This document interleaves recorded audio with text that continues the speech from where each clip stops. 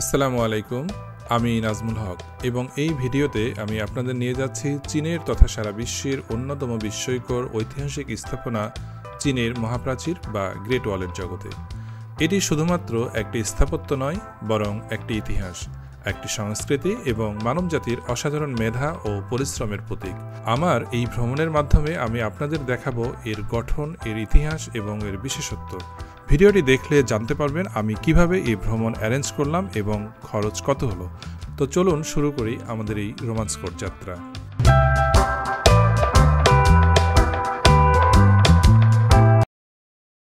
আমরা সকাল সকাল হোটেল থেকে বের হলাম। আমাদের হোটেলের পাশেই ছিল চাওয়াংম্যান সাবওয়ে স্টেশন। ভ্রমণ বুক করার সময়ই তারা ইমেইলে বলে দিয়েছিল ডংজিমেন সাবওয়ে স্টেশনের এক্সিট সিতে গাইড আমাদেরকে রিসিভ করবেন।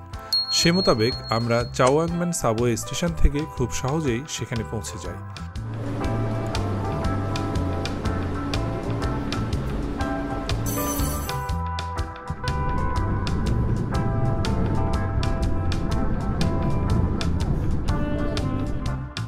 আমাদের গাইড এক্সিট সি এর সামনে দাঁড়িয়েছিলেন। তিনি আমাদের আন্তরিকভাবে স্বাগত জানান। তিনি আমাদের দেখিয়ে দিলেন সামনের রাফেল সিটি শপিং মলের ঠিক পিছনে আমাদের জন্য একটা রেড বাস অপেক্ষা করছে। এই রেড বাসটিতে করেই আজ আমরা চীনের মহাপ্রাচীরে যাব। আমাদের বাস ঠিক সকাল 8:15 যাত্রা শুরু করল। যাত্রা শুরুর একটু পরেই গাইড আমাদেরকে এই ট্যুর সম্পর্কে বিস্তারিত বলা শুরু করলেন। গাইডকে আমার বেশ ভালোই লাগলো। তিনি খুব স্পষ্টভাবে আমাদেরকে ইংরেজি ভাষায় বর্ণনা করলেন। So the Great Wall start from the Bohai Bay on east side and আমরা বেইজিং মেইন সিটির দৃশ্য দেখতে দেখতে এগিয়ে চললাম। সাজানো গোছানো এবং পরিচ্ছন্ন শহর দেখতে বেশ ভালোই লাগছিল। যাত্রাপথে আমরা বেইজিং শহরের আধুনিক ডাউনটাউন এবং মনোরম প্রাকৃতিক দৃশ্য উপভোগ করেছি। এই রাস্তাগুলো এত পরিষ্কার এবং সুন্দর যে পুরো যাত্রাপথ ছিল এক কথায় অসাধারণ। নর্মালি বেইজিং থেকে দুইটা জায়গায় মানুষ বেশি যায় গ্রেট ওয়াল দেখতে, একটি হচ্ছে বাদালিং আর একটি হচ্ছে মতিয়ানো অংশ। আমরা যাচ্ছি মতিয়ানো অংশে। আগেই জেনে নিয়েছিলাম এই অংশে ভ্রমণ করা কিছুটা সহজ এবং ভিড় কম থাকে। এছাড়া এই অংশে দৈর্ঘ্য অনেকটা বেশি। আমরা চীনের মহাপ্রাচীর ভ্রমণ বাংলাদেশ থেকে যাওয়ার আগেই বুক করে রেখেছিলাম Klook.com নামক অ্যাপ থেকে। এই অ্যাপে সবচেয়ে কমে পেয়েছিলাম।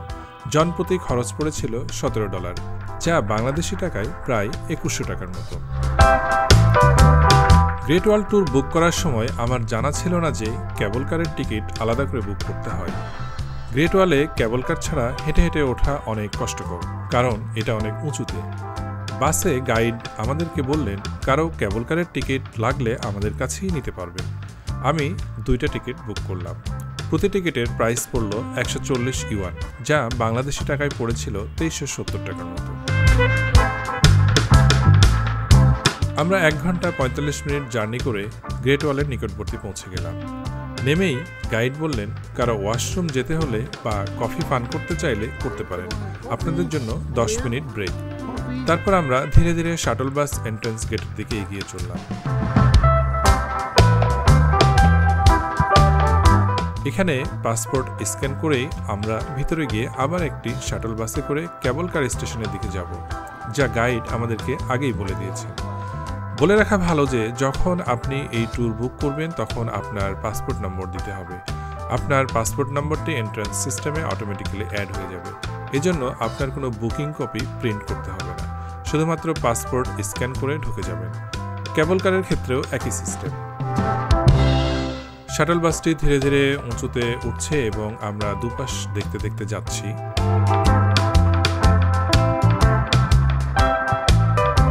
আমরা এখন বাস থেকে নেমে পড়লাম।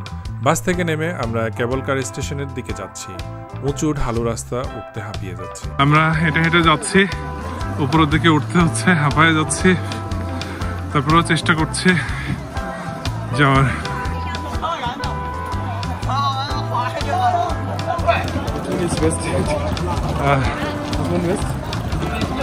I think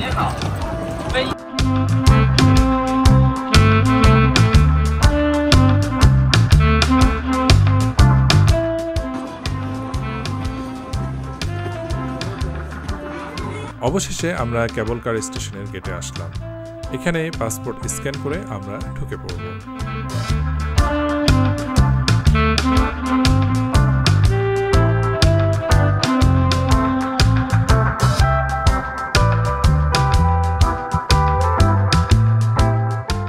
ভাবতে থাকলাম আর অল্প কিছুক্ষণের মধ্যেই আমরা কাঙ্ক্ষিত মহাপ্রাচীর দেখব।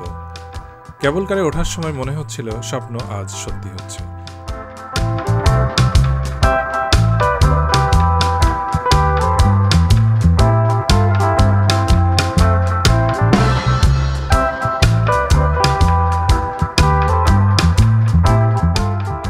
কেবল কার থেকে নেমে আমরা গ্রেট ওয়ালের দিকে যেতে থাকলাম।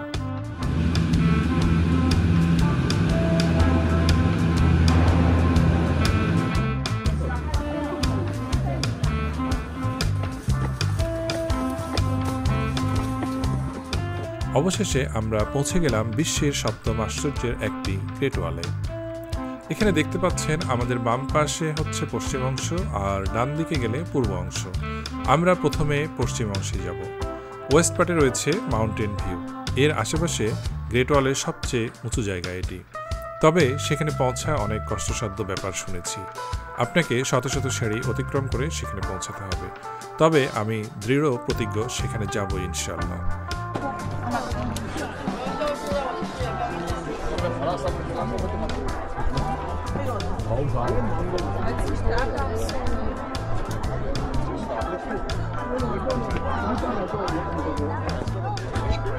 এখন আমি গ্রেট ওয়ালের উপর দিয়ে হেঁটে হেঁটে যাব এবং গ্রেট ওয়াল সম্পর্কে কিছু তথ্য শেয়ার করব আপনাদের সাথে।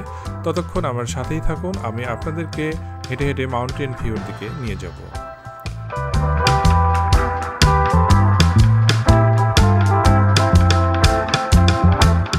চীনের মহাপ্রাচীর পৃথিবীর দীর্ঘতম মানব নির্মিত কাঠামো এবং এটি চীনের সাংস্কৃতিক ও ঐতিহাসিক ঐতিহ্যের এক অমূল্য নিদর্শন।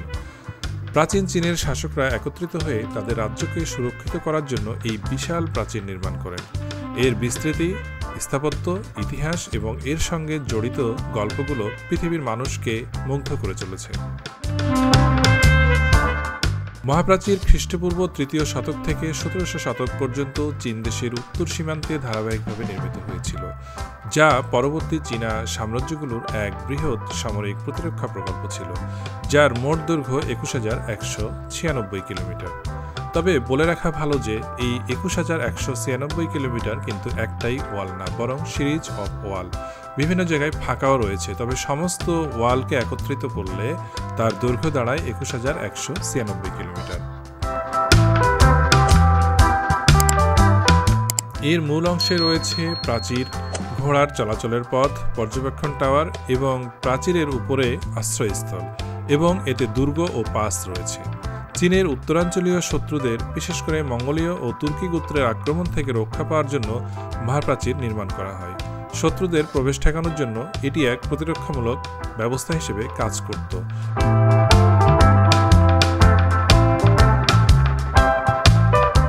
তবে শোনা যায় এ দেয়াল সম্পূর্ণরূপে প্রতিরক্ষা হিসেবে কাজ করে নাই। অনেক সময় শত্রুরা এই দেয়াল টপকে চীনের অভ্যন্তরে প্রবেশ করে সেখানে আক্রমণ করত এবং সম্পদ লুটপাট করত। প্রাচীরের উপরে থাকা পর্যবেক্ষণ টাওয়ারগুলোর মাধ্যমে দূরবর্তী সৈন্যদের সঙ্গে যোগাযোগের ব্যবস্থা ছিল। মহাপ্রাচীরের প্রতি কয়েকশো মিটার পরপর রয়েছে এই পর্যবেক্ষণ টাওয়ার। এই টাওয়ারগুলো শত্রুদের গতিবিধি নজরদারি করার জন্য ব্যবহৃত হতো। টাওয়ারগুলোতে সৈন্যরা অবস্থান করত এবং প্রয়োজন হলে সংকেত পাঠাত। সংকেতের মাধ্যমে বার্তা পাঠানোর জন্য আগুন ও ধোঁয়া ব্যবহার করা হতো।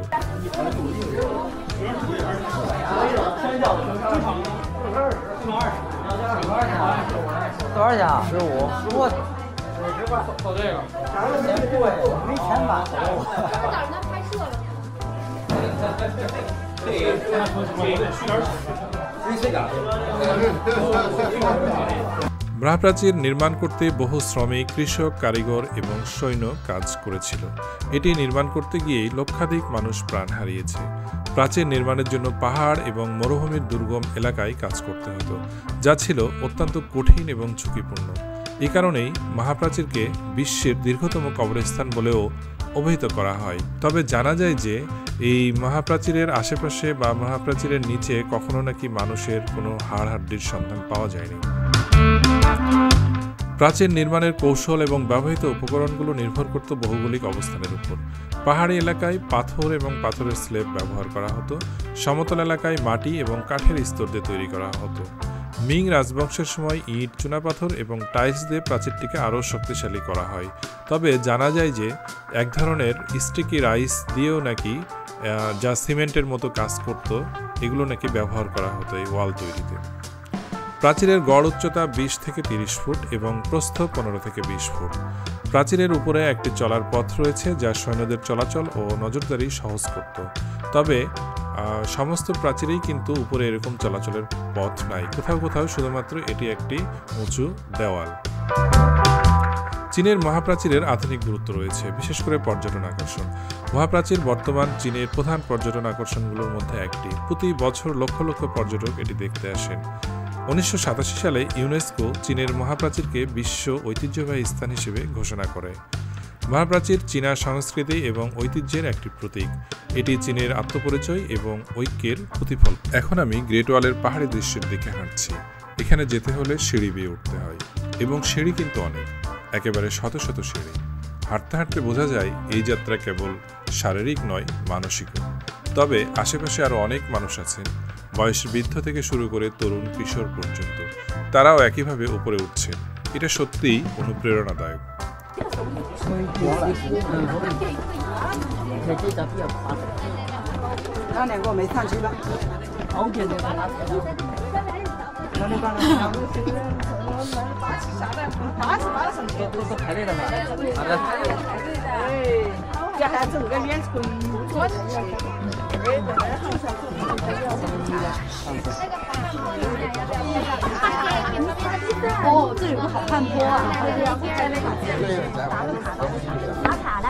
আমি মাঝপথে সিঁড়ির উপর বসে একটু বিশ্রাম নিচ্ছি। আর কি সুন্দর পরিবেশ! আশেপাশে অনেকেই আমার মতো বিশ্রাম নিচ্ছেন। মনে হয় সবাই একটু করে সময় নিয়ে এই পথ পাড়ি দিতে চায়।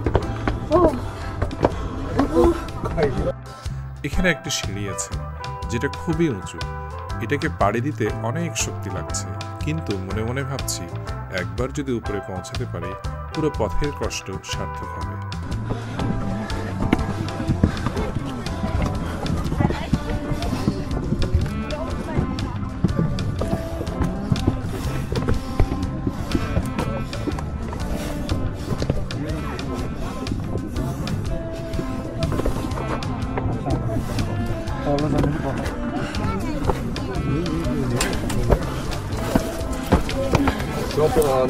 অবশেষে আমি চূড়ায় পৌঁছেছি।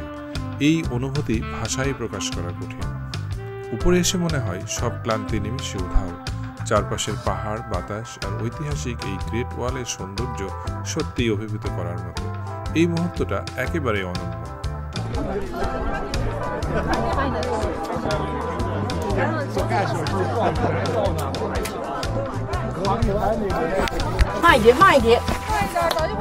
এখন আমি নিচে নামার পথে। উপরে ওঠার সময় যেমন ক্লান্তিকর ছিল, নিচে নামা ঠিক ততটাই সহজ আর শান্তিময় লাগছে। মনে হচ্ছে একদম ভিন্ন একটা অভিজ্ঞতা। সিঁড়ি দিয়ে নিচে নামতে নামতে দেখছি অনেক মানুষ এখনো উপরে উঠছেন। তাদের মুখে পরিশ্রমের ছাপ স্পষ্ট। তবে সবার মধ্যেই এক ধরনের উদ্দীপনা রয়েছে। কেউ কেউ মাঝপথে বিশ্রাম নিচ্ছেন, আবার কেউ দৃঢ় মনোবল নিয়ে উপরের দিকে এগিয়ে যাচ্ছেন। এই দৃশ্যগুলো দেখে অনুপ্রাণিত হচ্ছি। নিচে নামতে নামতে মনে হচ্ছে এখানকার প্রতিটি সিঁড়ি, প্রতিটি পাথর যেন ইতিহাসের সাক্ষী। এই জায়গার প্রতিটি মুহূর্তে একটি গভীরতা লুকিয়ে আছে, যা মনকে অন্যরকম একটা প্রশান্তি দেয়। এই যাত্রাটা আমার জীবনের এক অনন্য অভিজ্ঞতা হয়ে থাকবে। গ্রেট ওয়াল শুধু একটা স্থাপনা নয়, এটা এক ধরনের অনুভূতি যা কাছ থেকে না দেখলে বোঝা সম্ভব নয়। আমি কৃতজ্ঞ যে এই ঐতিহাসিক স্থানে এসে এত কিছু অনুভব করতে পেরেছি। এখন এই স্মৃতিগুলো নিয়ে আমি ফিরছি, যা আমাকে সারা জীবন অনুপ্রাণিত করবে। আমার এই ভিডিওটি যদি আপনাদের কাছে ভালো লেগে থাকে, তাহলে অবশ্যই আমার চ্যানেলটিকে সাবস্ক্রাইব করবেন এবং লাইক কমেন্ট করে আমাকে অনুপ্রাণিত করবেন। ধন্যবাদ, ভালো থাকবেন সবাই।